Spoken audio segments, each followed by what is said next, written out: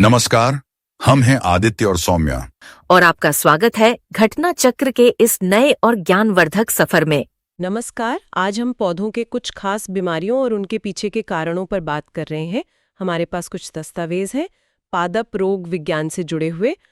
तो आज हम इन्हीं दस्तावेजों से समझने की कोशिश करेंगे कि पौधों को जो बीमारियां होती हैं उनके कारण कितने अलग हो सकते हैं, मतलब बैक्टीरिया से लेकर ऑक्सीजन की कमी तक।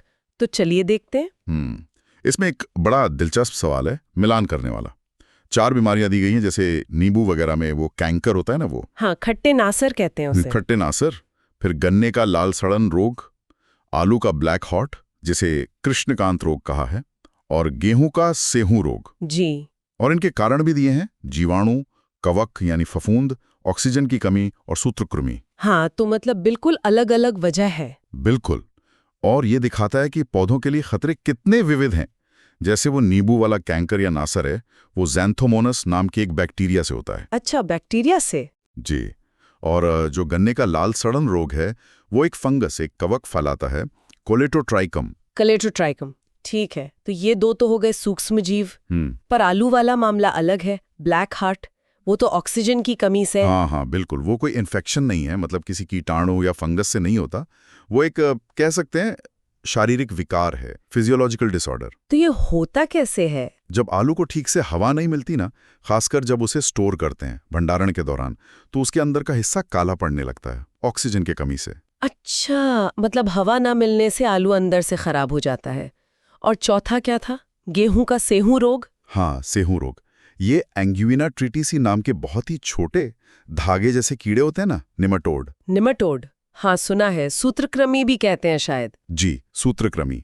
उनके कारण होता है ये गेहूं में। और यहाँ तक कि हवा की कमी जी, कुछ भी पौधों को बीमार कर सकता है। बिल्कुल। इनको पहचानना और फिर रोकना, ये तो बड़ा मुश्किल काम होगा। बिल्कुल मुश्किल। कारण इतने अलग अलग है तो इलाज या रोकथाम भी अलग अलग ही होगी। और देखिए, इसी चुनौती से निपटने के लिए अब टेक्नोलॉजी भी आगे आ रही है। टेक्नोलॉजी? अच्छा। हाँ, आपके दस्तावेजों में ही जिक्र है। 2 कॉलेज हैं, श्रीमद भैया साहेब राजेमाने कॉलेज और कृष्णा कॉलेज। वहाँ के रिसर्चर्स ने एक एआई आधारित उपकरण बनाया है पौधों की बीमारियों का पता लगाने के लिए। उसका डिजाइन पेटेंट करवाया है उन्होंने। एआई आधारित मतलब आर्टिफिशियल इंटेलिजेंस पौधों की बीमारियों के लिए। ये कैसे काम करता होगा? देखिए, इसमें एक खास चीज इस्तेमाल होती है, तिलक एयर सैंपलर। ये हवा में से बीमारी फैलाने वाले जो कण होते हैं ना, जैसे फंगस के स्पोर्स या बैक्टीरिया, उनको खींच लेता है। हवा में से? सच में? जी हाँ।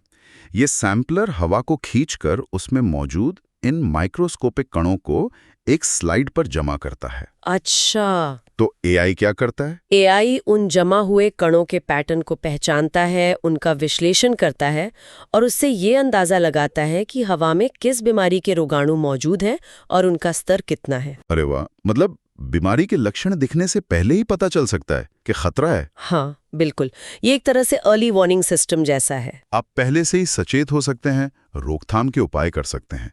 ये पारंपरिक तरीकों से काफी आगे की बात है। ये तो कमाल है, खेती में बहुत मदद मिल सकती है इससे तो। जाहिर है, खासकर बड़े पैमाने पर खेती में। और सोचिए, इसका महत्व प्लांट क्वारंटाइन जैसी चीजों के लिए भी हो सकता है। Plant quarantine? ये क्या होता है? ये वो प्रक्रिया है जिससे ये सुनिश्चित किया जाता है कि जब कोई पौधा, बीज या कोई भी प्लांट मटेरियल एक जगह से दूसरी जगह, खासकर एक देश से दूसरे देश ले जाया जाता है, तो उसके साथ कोई खतरनाक बीमारी या कीड़ा न चला जाए। अच्छा, जैसे एयरपोर्ट पे चेकिंग होती है सामान की, वैसे पौधों की? हाँ, कुछ वैसा ही समझ लीजिए। भारत में इसके लिए एक बड़ी संस्था है, डीपीक्यूएस यानी पादप संरक्षण, संगरोध एवं भंडारण निदेशालय। उनका यही काम है कि बाहर से आने वाली बीमारियों और कीटों से हमारे देश की कृषि को बचाना। तो ये एआई वाला टूल इसमें भी मदद कर सकता है? शायद भविष्य में, अगर ये तकनीक और विकसित होती है, तो हो सकता है कि हम हवा से ही पता लगा सकें कि किसी इलाके में कोई नया खतरा तो नहीं मंडरा रहा। तो कुल मिला के बात ये हुई कि पौधों की बीमारियां कई तरह की होती हैं, बैक्टीरिया, फंगस, नीमाटोड्स जैसे जीवों से, जी, और ऑक्सीजन की कमी जैसे पर्यावरणीय कारणों से भी। सही कहा। और अब इनसे निपटने के लिए एआई जैसी नई तकनीकें भी आ रही हैं, जो हवा से ही बीमारी का पता लगा सकती हैं। बिल्कुल।